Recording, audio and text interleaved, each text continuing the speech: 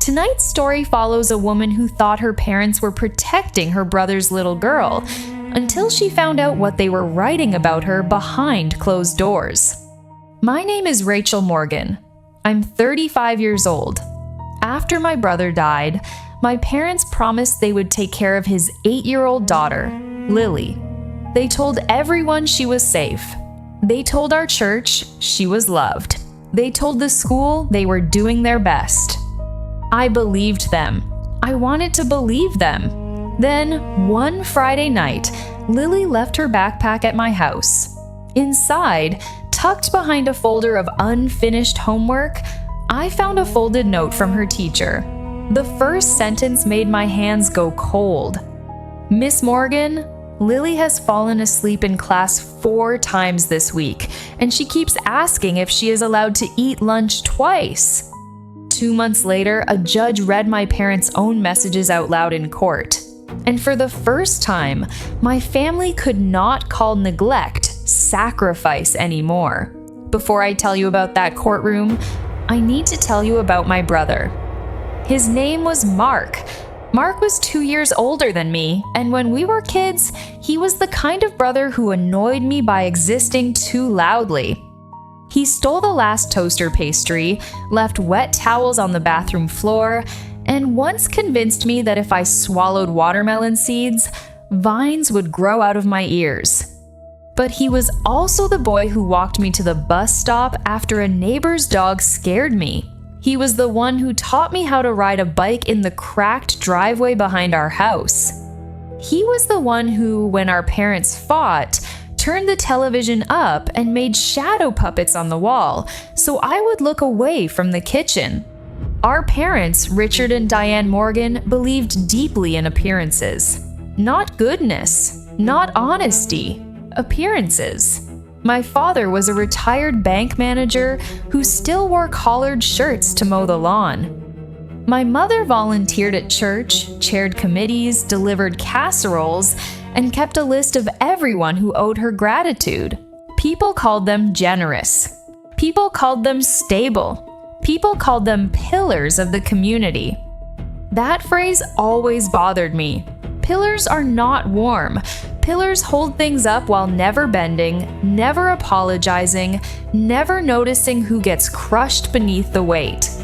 Mark understood that earlier than I did. He learned how to perform the family script, then quietly reject it when no one was looking. At church, he wore the pressed shirt. At home, he loosened his tie and whispered jokes to me during Sunday lunch until I nearly choked on mashed potatoes. I was the serious one. Mark was the charming one. But under the charm, he carried a sadness I did not know how to name when we were young. Our parents had rules for everything: how we dressed, how we spoke, what we posted, who we dated, what neighbors knew. Mark broke those rules more often than I did, but he did it beautifully, with a grin and an apology ready. I followed the rules until I realized following them did not protect me from being controlled. I left first. At 22, I moved from Cedar Falls, Iowa, to Des Moines for a job in public administration. Nothing glamorous. City housing office, rental assistance programs, tenant paperwork, grant files. It was quiet work, the kind people notice only when it fails. Mark stayed closer to home. He worked as an electrician, then started taking small private jobs. He married a woman named Elena when he was 28. Elena was gentle, funny, and too honest for my mother's comfort. She had dark curls, a soft voice, and an ability to make Mark calm just by touching his wrist. My mother never liked her. She smiled at Elena in public and criticized her in private. Too quiet, too informal, too much different energy. That was my mother's way of saying Elena could not be folded neatly into the family photograph. When Lily was born, everything changed. Mark became softer overnight. I saw it in the way he held her, like she was both glass and gravity. Elena used to laugh and say, "You can breathe, Mark. She's not a bomb." But Mark would just look down at that tiny face and say, "No, she's the whole world." Lily had Elena's curls and Mark's stubborn chin. She loved yellow rain boots, peanut butter toast cut into triangles, and asking questions that made adults uncomfortable. Why do people say sorry when they don't mean it? Why does Grandma smile different at church? Why does Grandpa call Daddy difficult? Mark adored her. Elena did too. For 6 years, they built a small, warm life in a blue rental house with a porch swing and mismatched mugs. They did not have much money, but Lily had bedtime stories, library cards, birthday pancakes, and parents who looked at her like she was never in the way. Then Elena got sick. I will not turn that part into spectacle. It was fast, unfair, and quiet in the worst way. One spring, she was packing Lily's lunch and teasing Mark about his coffee addiction. By winter, Mark was learning how to braid Lily's hair with shaking hands because Elena no longer had the strength. She died in February. Lily was 6. At the funeral, my mother held Lily in front of everyone. She pressed Lily's head against her chest and cried so loudly people turned to look. My father stood beside Mark with one hand on his shoulder, saying, "We'll help you, whatever you need." I believed them then too. Grief makes you generous with hope. After Elena died, Mark struggled. Of course he did. He worked, parented, cooked, cleaned, missed his wife, and tried to hold his daughter's world together with 2 exhausted hands. I drove from Des Moines every other weekend to help. I brought groceries, took Lily to the park, washed dishes, and folded laundry while Mark sat at the kitchen table staring at bills.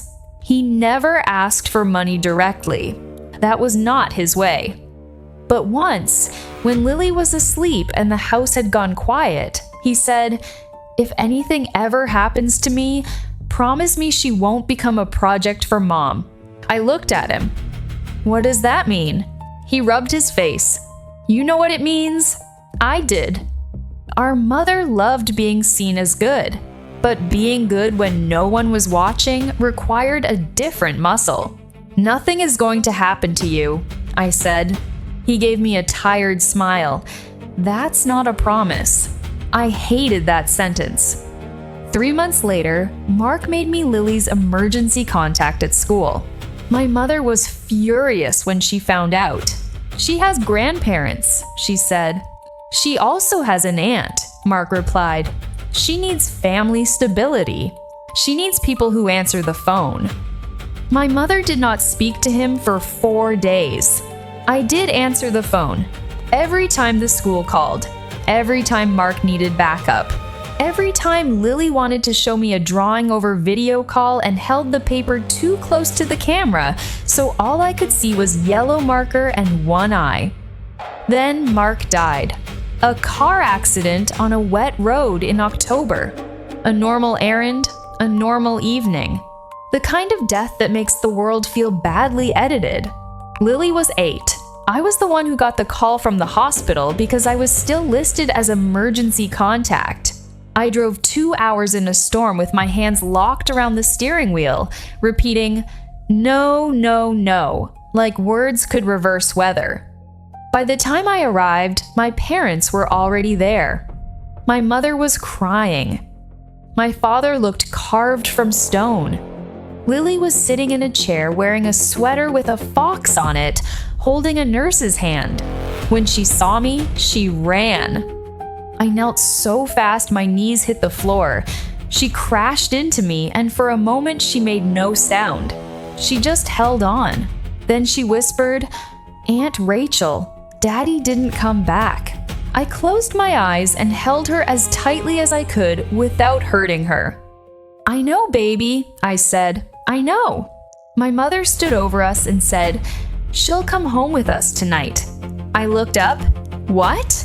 She needs grandparents. She needs the family house. She needs stability. My father nodded. "We'll handle it. Handle it." As if Lily were paperwork. I was too shattered to argue in the hospital hallway. Also, my parents had the advantage of location. They lived 20 minutes from Lily's school. I lived 2 hours away in an apartment too small for a child. I had a demanding job, no custody order, no prepared room, no plan. My mother had all the language ready. We're retired. We have space. She knows our house. We raised 2 children. Rachel, don't make this harder. So Lily went home with them. I followed the next morning with a suitcase of Lily's clothes, her stuffed rabbit, Elena's photo album, and the yellow rain boots she refused to outgrow. For the first few weeks, everyone performed well.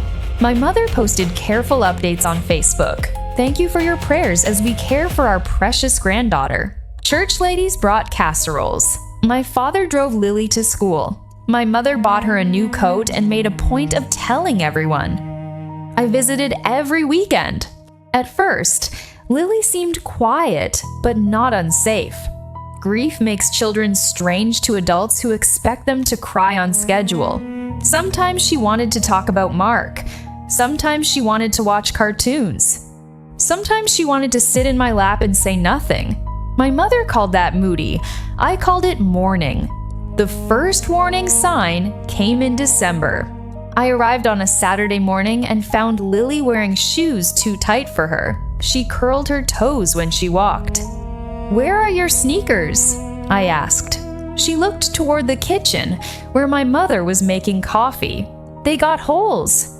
Why didn't Grandma get new ones?" Lily shrugged. She said kids grow too fast. I bought her sneakers that afternoon. My mother looked offended when we came back. "You didn't need to do that," she said. "Her shoes hurt." "She didn't tell me that," she told me. My mother's lips tightened. "Well, she tells you everything, doesn't she?" It sounded like jealousy. That scared me more than anger. In January, Lily's teacher emailed me. Her name was Mrs. Parker. She wrote politely, saying Lily had missed several homework assignments and seemed very tired in class. She knew the family was grieving and wanted to know if there were supports in place. I called my mother. She sighed.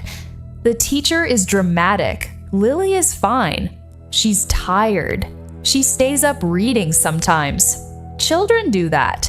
Is she getting help with homework?" My mother went quiet. "Then, Rachel, we are doing our best. Unless you want to move back and take over, maybe don't criticize."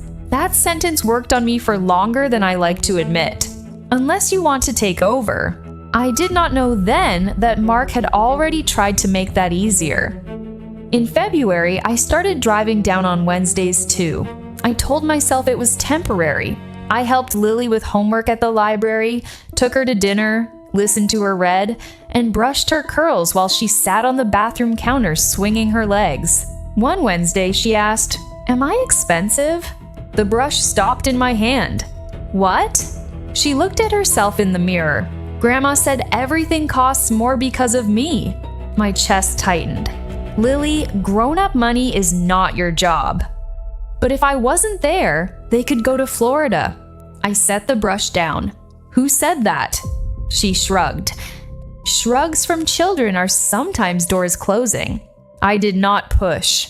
Not then. I started keeping notes. Dates. Comments. Missed homework. Clothing issues. School emails. Things Lily said. Things my mother denied. Things my father minimized. Not because I planned to go to court. Because I was afraid my memory would soften the edges later. In March, my father called and asked if I could send money for Lily's after-school program. How much? $300. Sure. I sent it directly to the program. 2 days later, Mrs. Parker emailed me. Lily had not been enrolled. I called the program. They had no record of my parents contacting them. I called my father. He said, "Your mother handled that." My mother said, "We decided it wasn't necessary." Then where is the money? Silence. Then, "Rachel, Do you know how expensive groceries are now? I felt something cold settle behind my ribs. That money was for Lily. Lily eats groceries. You asked for after-school care. You are becoming very suspicious. Suspicious is what people call you when you notice the receipt. After that, I stopped sending money to my parents. I paid directly for Lily's shoes, school supplies, field trips, therapy evaluation, dentist appointment, anything I could verify. My mother called this controlling. My father called it unnecessary. Lily called it Aunt Rachel stuff. She said it with relief. The backpack note came in April. Lily spent Friday night at my apartment. I had finally moved into a 2-bedroom rental in Des Moines, telling myself it was because I needed a home office. Really, I think I was preparing for a truth I had not admitted yet. We made spaghetti. Lily got sauce on her sleeve. She fell asleep on the couch halfway through a movie, her head on my lap, one hand still holding popcorn. I carried her to the guest room and tucked Mark's old flannel blanket around her. The next morning, while packing her school folder, I found the note. Miss Morgan, Lily has fallen asleep in class 4 times this week, and she keeps asking if she is allowed to eat lunch twice. She also became upset when another student mentioned a father-daughter event. I have tried reaching Richard and Diane, but have not received a response. Please call me when you can. I sat on the floor with the note in my hand. Lily was in the kitchen, humming to herself while pouring cereal. She sounded like a child. That is what hurt. She was a child, not a symbol of family sacrifice, not proof of my parents' goodness, not Mark's unfinished responsibility. A child. I called Mrs. Parker that afternoon. She sounded relieved. I'm so glad you called. That sentence told me enough. She explained carefully. Lily was often tired, sometimes hungry. Her clothes were clean but repeated. She had missed a parent-teacher conference. Permission slips came back late, or not at all. The school counselor had tried to reach my parents after Lily drew a picture of herself sleeping under a table while adults watched television. Nothing dramatic enough for a movie. Everything quiet enough to be ignored by people who preferred clean stories. I asked, "Have you contacted my parents?" Several times. What did they say? Mrs. Parker paused. Your mother said Lily was adjusting and that too much attention would make her dependent. Dependent? My 8-year-old niece, who had lost both parents in under 2 years, was apparently at risk of receiving too much care. I thanked Mrs. Parker and asked her to send me all relevant school communication. Then I called Aunt Joan. Joan was my father's cousin, a retired family court clerk who believed every person should have 3 things: a will, a good coat, and printed evidence. She had always liked Mark. She had never liked my mother, though she stayed polite because Midwestern women can turn politeness into a locked door. When I told her what was happening, she did not gasp. She did not say, "Surely not." She said, "Start a binder." I already started notes. Notes are feelings until they have dates. That was Aunt Joan. Over the next month, I built the binder. School emails, attendance records, missed conference notices, receipts for things I had purchased, text messages from my parents, screenshots of Facebook posts where my mother presented herself as Lily's devoted caregiver while ignoring teacher calls. A log of every time Lily said something concerning, a record of the after-school money. Then Aunt Joan asked the question I had been avoiding. Did Mark have any guardianship documents? I don't know. Find out. The answer came from an old email account. Mark and I had shared documents years earlier when Elena was sick. Insurance forms, emergency contacts, Lily's birth certificate copy. I searched his name, then guardianship, then my name. I found a scanned letter dated 18 months before his death.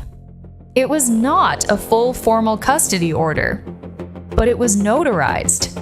Mark had written it after Elena died, naming me as his preferred guardian for Lily if anything happened to him. He had not told our parents. The letter said, "Rachel has always answered when Lily needed her. My parents love appearances, but Rachel loves the child. I ask that Lily be placed with Rachel if I am no longer able to care for her." I read that sentence until the words blurred. Rachel loves the child, not the idea, not the performance, the child. I printed the letter and placed it in the binder. Then I called a lawyer. Her name was Nadia Pierce. She specialized in guardianship and child welfare cases. She was calm, direct, and allergic to exaggeration. I liked her immediately. After reviewing the binder, she looked at me across her desk and said, "This is not a revenge case." I know. I mean it. If we file, the court will care about Lily's best interests, not your parents' hypocrisy. I know. Do you? I looked down at my hands. I'm angry. You're allowed to be angry, but the petition has to be about Lily. It is. She studied me for a long moment. Then she said, "Good, because from what I see, you may have a case for guardianship modification, especially with the school records and Mark's letter." My throat tightened. What happens next? We file. The court may order a temporary hearing. Your parents will be notified. It will become ugly. I thought of Lily asking if she was expensive. It already is, I said. Before filing, I tried one last conversation with my parents. Not because they deserved it, because I wanted to know I had given truth a chance before paperwork spoke. I drove to their house on a Sunday afternoon. Lily was with me. She was drawing at the kitchen table while my mother sliced apples into wedges too thin to satisfy anyone. My father was watching golf in the living room. I waited until Lily went outside to look for the neighbor's cat. Then I said, "We need to talk about Lily." My mother's shoulders stiffened. What now? She needs more support. She has support. She is tired at school. Her teacher has been trying to reach you. She needs counseling. She needs after-school care. She needs consistency. My mother set the knife down. "Rachel, you are not her mother." The words landed hard. "No," I said. "I'm her aunt, and Mark named me as his preferred guardian." My father appeared in the doorway. "What did you say?" I removed a copy of the letter from my bag and placed it on the counter. My mother stared at it like it was something alive. "Where did you get that?" "Mark's files." My father read it first. His face changed slowly. My mother snatched it from him. "This is not legal. It is notarized." "That doesn't mean he meant it. Why would he write it if he didn't mean it?" My mother's eyes flashed. "Because Elena filled his head with nonsense about us. Elena was dead when he wrote it." My mother looked away. That told me she knew. My father folded the letter carefully. "What do you want?" "I want Lily to live with me." My mother laughed. Not because it was funny, because she thought reality had briefly misbehaved. You work full-time. You live 2 hours away. You don't know what it takes to raise a child. I know what it takes to answer the school. My father said, "Rachel," I turned to him, "you asked me for after-school money and didn't enroll her." He looked at my mother. My mother said quickly, "We used it for household expenses." "For Lily?" "For the household she lives in." She asked me if she was expensive. Silence. My mother's face hardened in the exact way I remembered from childhood, when truth entered a room without permission. Children repeat things they misunderstand, then explain the missed school calls. "We are grieving too." Then explain the teacher note. Enough. My father's voice rose. Lily appeared at the back door, holding a leaf. All three of us turned. She looked from me to them. Am I in trouble? That sentence ended the conversation. I knelt beside her.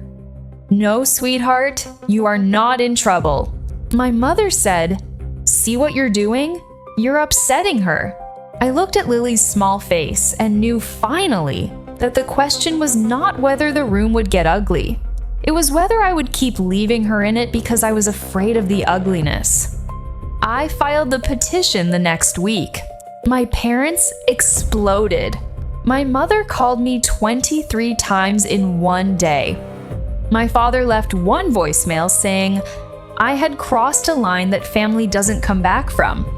My mother posted vague quotes on Facebook about betrayal and wolves in sheep's clothing. People from church texted me asking if everything was okay.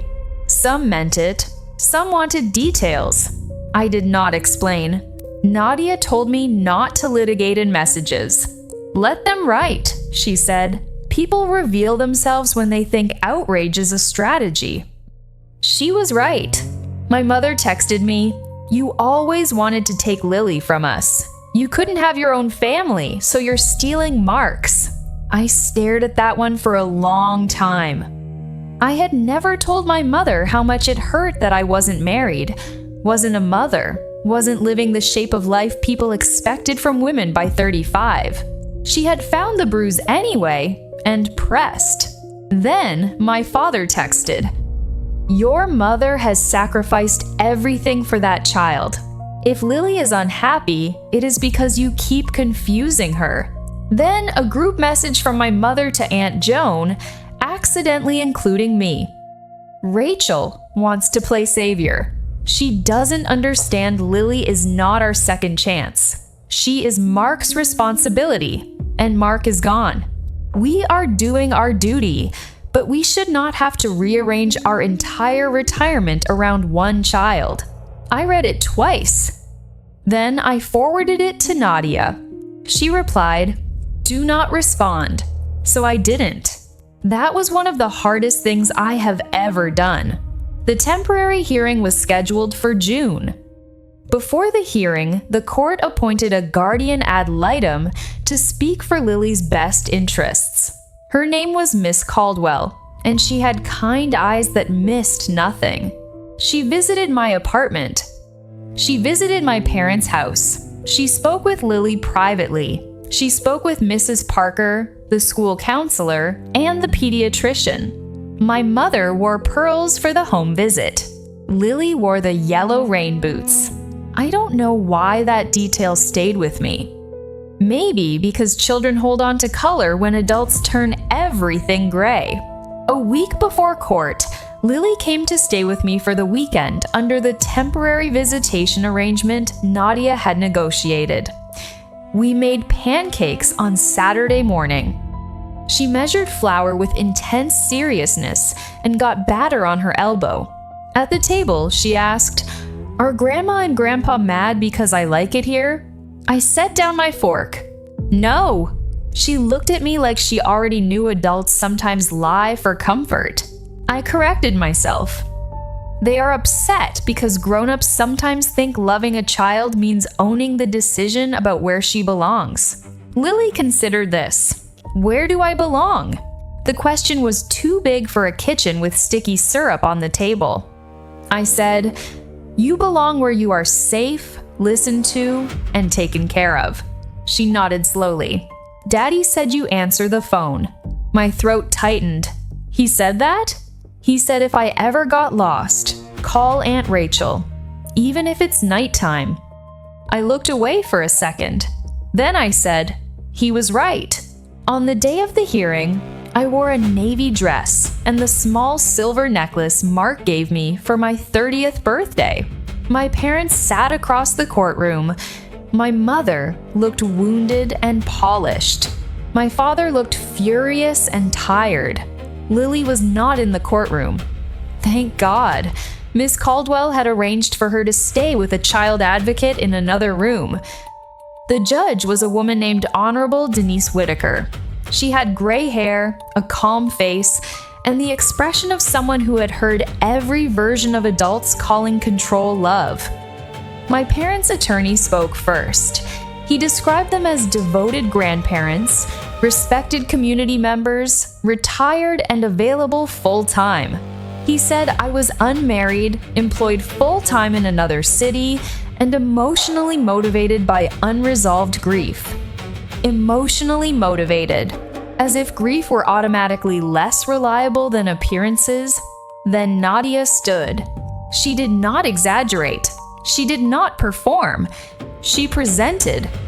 School records, missed contacts, teacher note, payment records, Mark's notarized guardian preference, my logs, Mrs. Parker's statement, pediatric appointment gaps, the after-school money, the text messages. My mother's face changed when the texts came up. Small change, but I saw it. Fear recognizes evidence. The judge read silently for a long time. Then she asked my mother, "Mrs. Morgan, did you write this message?" My mother leaned forward. "Which message, Your Honor?" The judge read aloud. "Rachel wants to play savior. She doesn't understand Lily is not our second chance. She is Mark's responsibility. And Mark is gone. We are doing our duty, but we should not have to rearrange our entire retirement around one child." The courtroom went completely still. My mother's lips parted. My father looked down. The judge asked again, "Did you write this?" My mother's voice was small. "Yes, but it was taken out of context." The judge looked over her glasses. "What context changes the meaning of one child?" No one spoke. The judge turned a page. She read another message. "She is expensive, and Rachel is making her more emotional by treating every small thing like trauma." Then another. "Do not tell Rachel about the school counselor. She will use it." Then my father's message. "If Rachel wants to buy shoes and programs, let her. Maybe she will stop complaining." I sat very still, not because I was calm. Because if I moved, I thought I might fall apart. The judge looked at my parents for a long moment. Then she said, "You have presented yourselves as primary caregivers, but your own statements suggest you view this child as an obligation, an inconvenience, and a source of financial resentment." My mother began to cry. The judge did not soften. "Mrs. Morgan, grief does not excuse neglecting a child's emotional and educational needs." My father finally spoke. "We love Lily." The judge said, "Love is not the issue before this court. Care is." That sentence cut through every performance in the room. Love is not the issue. Care is. Miss Caldwell then gave her recommendation. Temporary guardianship to me. Continued visitation for my grandparents under conditions. Counseling for Lily. School coordination. Financial accounting of any benefits or funds received on Lily's behalf. Review hearing in 90 days. My mother covered her face. My father looked at me with an expression I had never seen before. Not guilt exactly. Defeat. The judge granted temporary guardianship. When she said Lily's full name, Lily Elena Morgan, I cried for the first time that day. Not loudly, just enough that Nadia slid a tissue toward me without looking. Outside the courtroom, my mother approached me. "How could you do this to us?" I looked at her. Even then, she did not ask about Lily. I said, "The judge didn't take her from you. Your own words did." My mother stepped back as if I had raised a hand. I hadn't. I had only returned the truth. Lily moved in with me that Friday. We packed her things from my parents' house under supervision. My mother kept crying into tissues. My father carried boxes without speaking.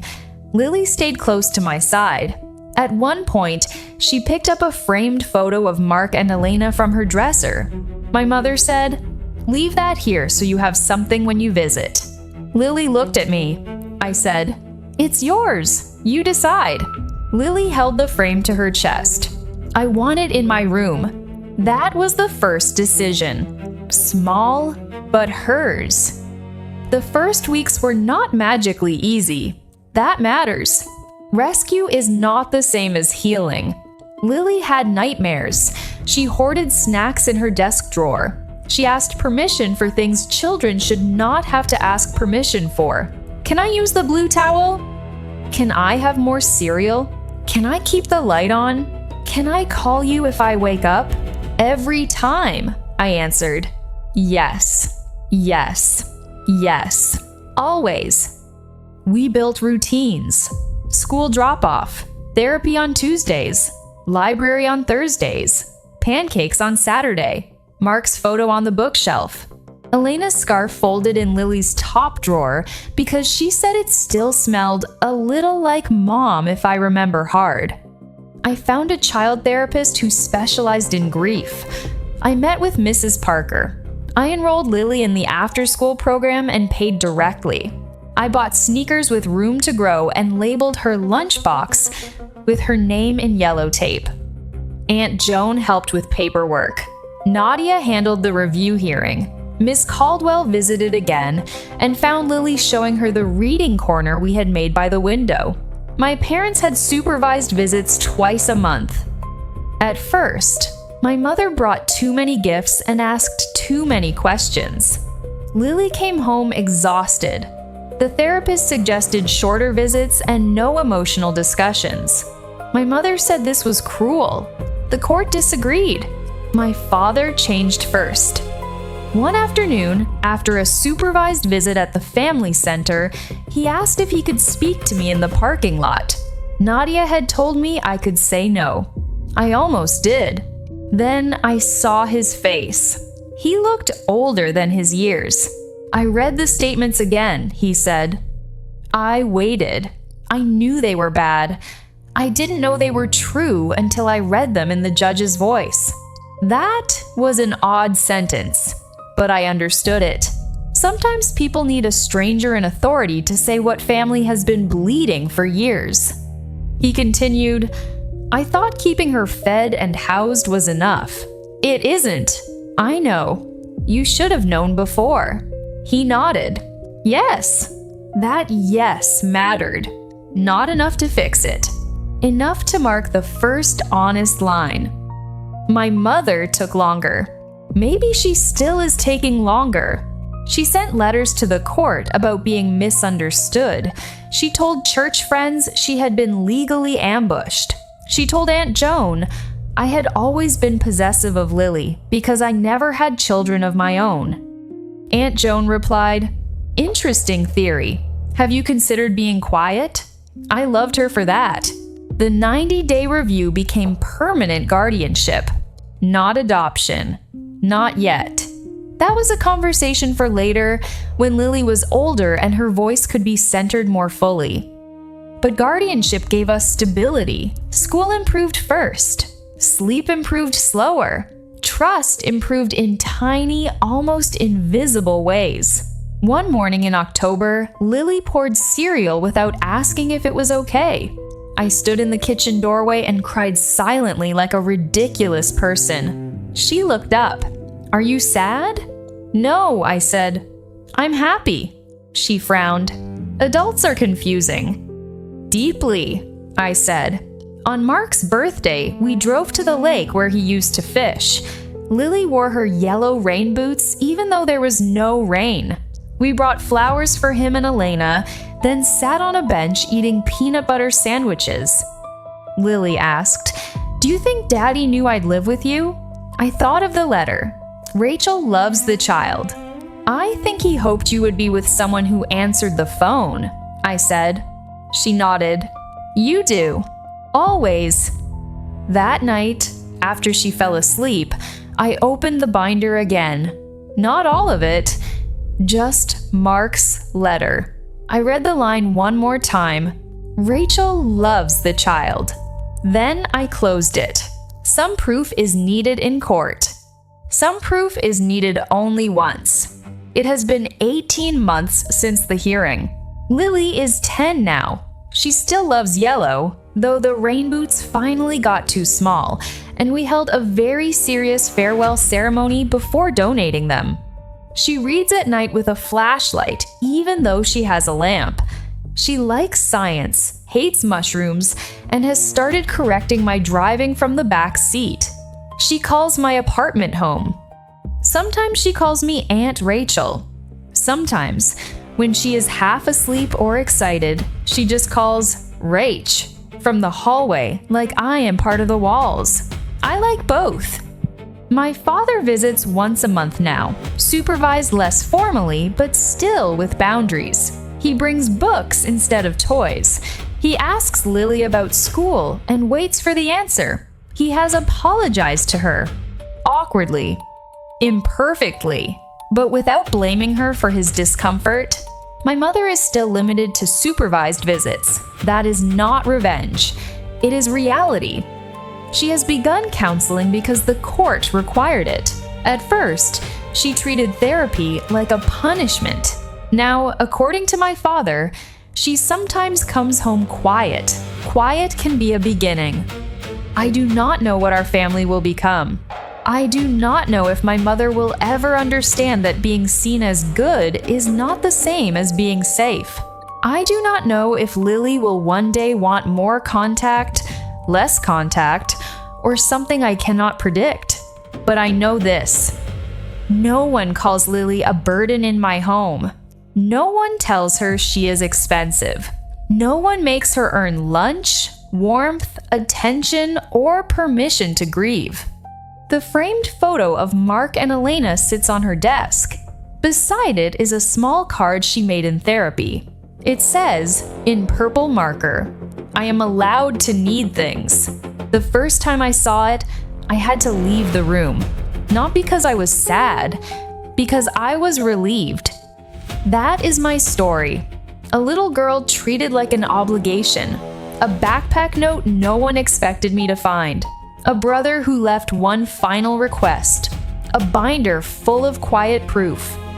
And a judge who understood that love is not what adults claim in public, it is what a child receives in private. If this story stayed with you, share it with someone who knows that protecting a child sometimes means standing up to the family everyone else trusts. And remember this, karma does not always arrive as revenge. Sometimes it arrives as a court order with a child's name spelled correctly.